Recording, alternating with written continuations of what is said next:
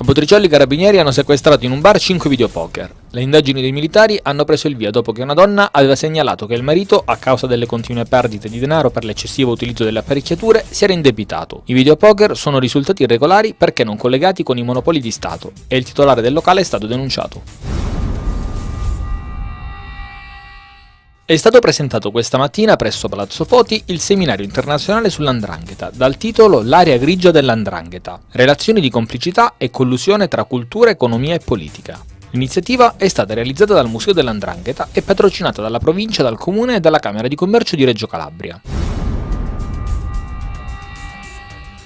Ieri sera a Cosenza di scena la solidarietà con Massimo Boldi e Biagio Izzo. I due attori comici hanno presenziato la proiezione del nuovo film Matrimoni a Parigi, di Claudio Risi al Cinema Citrigno. Scopo della manifestazione è raccogliere fondi a sostegno della ricerca oncologica. Il ricavato della serata infatti è stato devoluto in beneficenza tramite la sede cosentina dell'AIRC.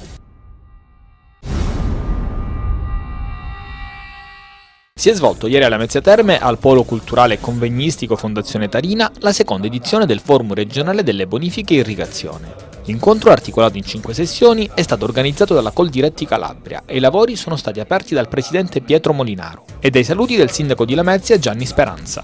Il protagonismo e i diritti e doveri del consorziato, le energie rinnovabili, territorio e acqua, sinergie e alleanze, politica di sviluppo e tutela del territorio sono i temi che sono stati affrontati.